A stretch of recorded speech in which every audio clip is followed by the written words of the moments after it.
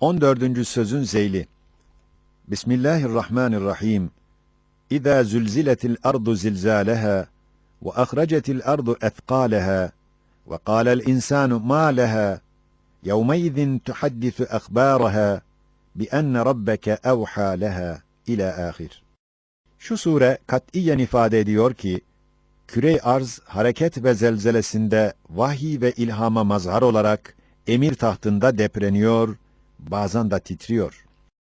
Manevi ve ehemmiyetli bir canipten, şimdiki zelzele münasebetiyle 6-7 cüz'i suale karşı, yine manevi ihtar yardımıyla cevapları kalbe geldi, tafsilen yazmak kaç defa niyet ettimse de izin verilmedi. Yalnız icmalen kısacık yazılacak. 1. sual. Bu büyük zelzelenin maddi musibetinden daha elim, manevi bir musibeti olarak, şu zelzelenin devamından gelen korku ve meyusiyet, ekser halkın ekser memlekette gece istirahatını selbederek, dehşetli bir azap vermesi nedendir? Yine manevi cevap. Şöyle denildi ki, Ramazan-ı Şerif'in teravih vaktinde, kemali neş'e ve sürur ile, sarhoşçasına gayet heveskerane şarkıları ve bazen kızların sesleriyle, radyo ağzıyla bu mübarek merkezi İslamiyet'in her köşesinde cazibedarane işittirilmesi, bu korku azabını netice verdi. 2. sual. Niçin gavurların memleketlerinde bu semavi tokat başlarına gelmiyor, bu biçare Müslümanlara iniyor? El cevap, büyük hatalar ve cinayetler, tehir ile büyük merkezlerde ve küçücük cinayetler, tacil ile küçük merkezlerde verildiği gibi, mühim bir hikmete binaen, ehli küfrün cinayetlerinin kısmı azamı, mahkeme-i kübra-i haşre tehir edilerek, ehli imanın hataları, kısmen bu dünyada cezası verilir. Haşiye, hem Rus gibi olanlar, mensuh ve tahrif edilmiş bir dini terk etmekle, hak ve ebedi ve kabili nesh olmayan bir dine ihanet etmek derecesinde gayretullah'a dokunmadığından, zemin şimdilik onları bırakıp bunlara hiddet ediyor. 3. sual.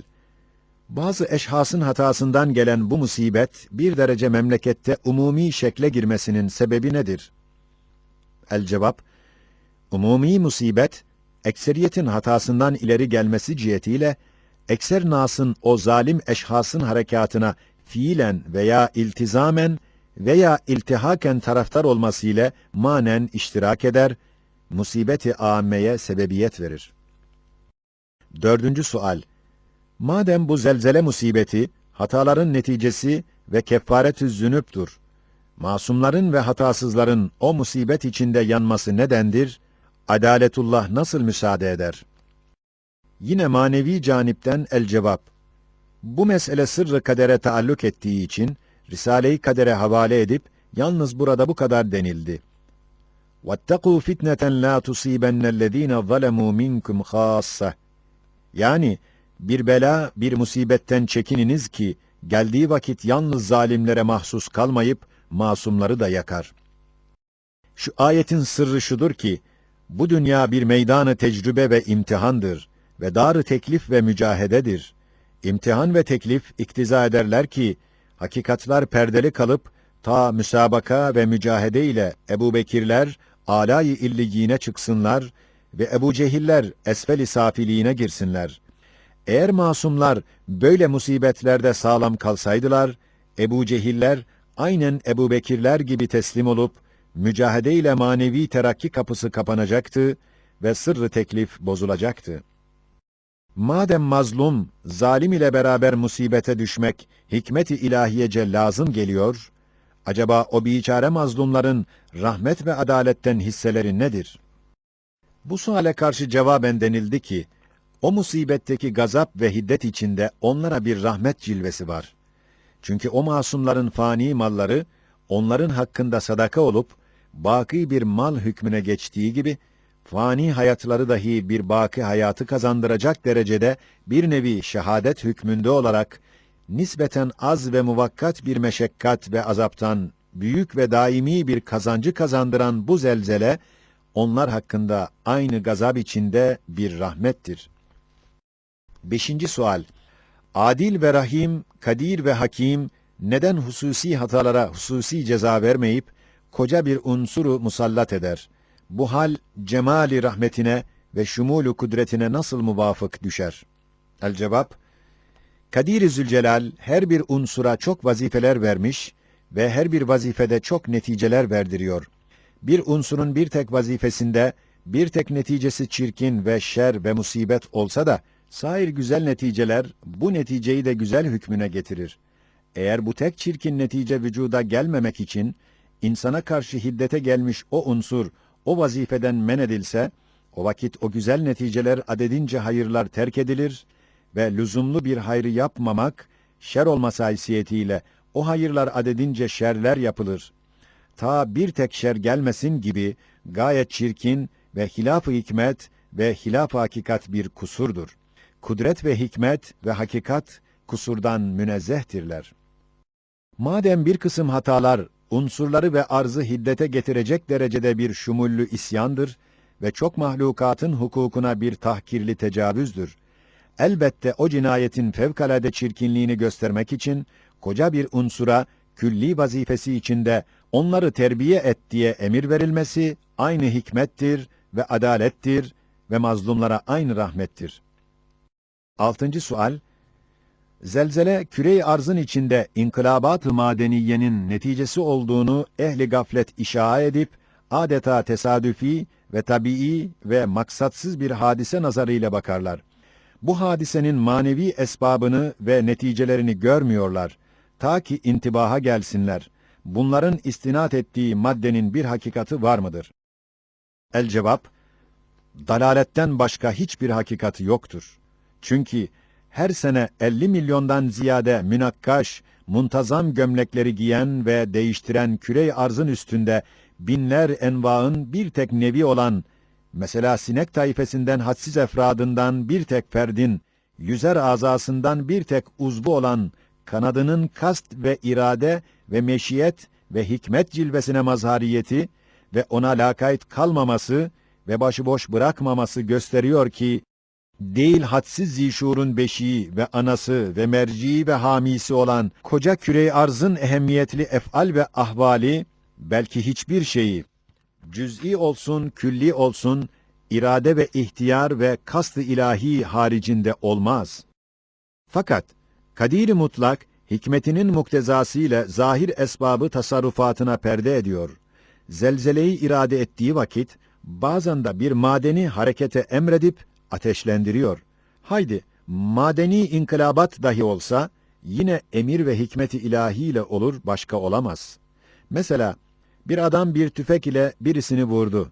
Vuran adama hiç bakılmasa, yalnız fişekteki barutun ateş alması noktasına hasrı nazar edip, biçare maktulün büsbütün hukukunu zayi etmek, ne derece belahet ve divaneliktir.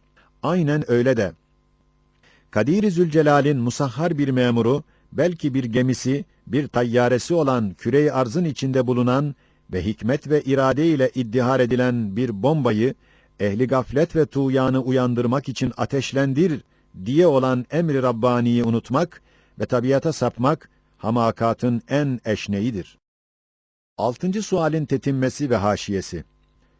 Ehli dalalet ve ilhat, mesleklerini muhafaza ve ehli imanın intibahlarına mukabele ve mümanaat etmek için, o derece garip bir temerrüt ve acip bir hamakat gösteriyorlar ki, insanı insaniyetten pişman eder. Mesela, bu ahirde beşerin bir derece umumiyet şeklini alan zulümlü, zulümatlı isyanından, kainat ve anasır-ı külliye kızdıklarından ve Halik-i arz ve semavat dahi değil hususi bir rububiyet, belki bütün kainatın, bütün alemlerin Rabbi ve hakimi haysiyetiyle, külli ve geniş bir tecelliyle, kainatın heyeti mecmuasında ve rububiyetin daire-i külliyesinde nev-i insanı uyandırmak ve dehşetli tuğyanından vazgeçirmek ve tanımak istemedikleri kainat sultanını tanıttırmak için emsalsiz, kesilmeyen bir su, hava ve elektrikten zelzeleyi, fırtınayı ve harbi umumi gibi umumi ve dehşetli afatı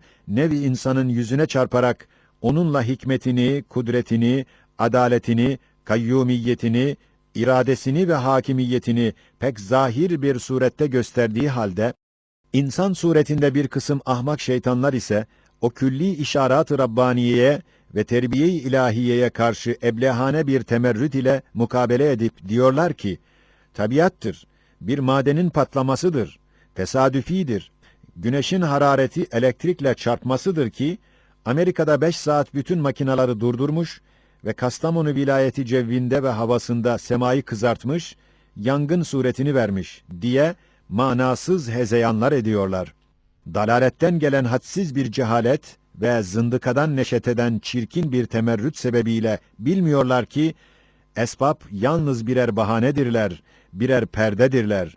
Dağ gibi bir çam ağacının cihazatını dokumak ve yetiştirmek için bir köy kadar 100 fabrika ve tezgah yerine küçücük çekirdeği gösterir. İşte bu ağaç bundan çıkmış diye Sani'nin o çamdaki gösterdiği 1000 mucizatı inkar eder misillü, bazı zahiri sebepleri irae eder, Halık'ın ihtiyar ve hikmet ile işlenen pek büyük bir fiil-i rububiyetini hiçe indirir. Bazen gayet derin ve bilinmez ve çok ehemmiyetli, 1000 cihette de hikmeti olan bir hakikata fenni bir nam takar, güya o nam ile mahiyeti anlaşıldı, adileşti, hikmetsiz, manasız kaldı.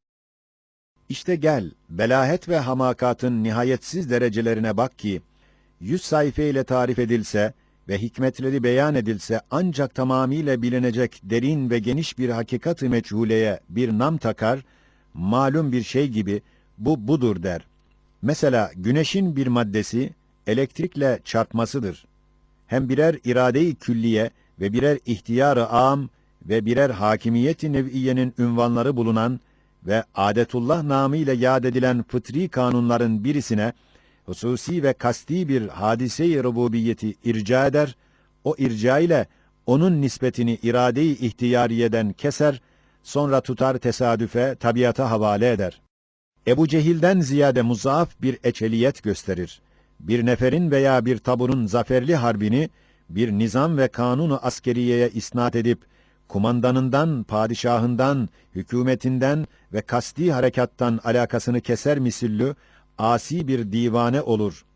Hem meyvedar bir ağacın bir çekirdekten icadı gibi, bir tırnak kadar bir odun parçasından çok mucizatlı bir usta, 100 okka muhtelif taamları, 100 arşın muhtelif kumaşları yapsa, bir adam o odun parçasını gösterip dese, bu işler tabii ve tesadüfi olarak bundan olmuş. O ustanın harika sanatlarını, hünerlerini hiçe indirse, ne derece bir hamakattır. Aynen öyle de. 7. sual, bu hadise-i arziye, bu memleketin ahali-i İslamiyesine bakması ve onları hedef etmesi ne ile anlaşılıyor ve neden Erzincan ve İzmir taraflarına daha ziyade ilişiyor? El-cevap, bu hadise hem şiddetli kışta, hem karanlıklı gecede, hem dehşetli soğukta, hem Ramazan'ın hürmetini tutmayan bu memlekete mahsus olması, hem tahribatından intibaha gelmediklerinden, hafifçe gafilleri uyandırmak için o zelzelenin devam etmesi gibi çok emarelerin delaletiyle bu hadise ehli imanı hedef edip, onlara bakıp namaza ve niyaza uyandırmak için sarsıyor ve kendisi de titriyor. Biçare Erzincan gibi yerlerde daha ziyade sarsmasının 2 veçi var. Biri, hataları az olmak cihetiyle temizlemek için tacil edildi. İkincisi, o gibi yerlerde kuvvetli ve hakikatli iman muhafızları ve İslamiyet hamileri az veya tam mağlup olmak fırsatıyla ehli zındıkanın orada tesirli bir merkezi faaliyet tesisleri cihetiyle en evvel oraları tokatladığı ihtimali var. La ya'lemul gaybe illallah. Subhaneke la ilme lena illa ma allamtena inneke entel alimul hakim.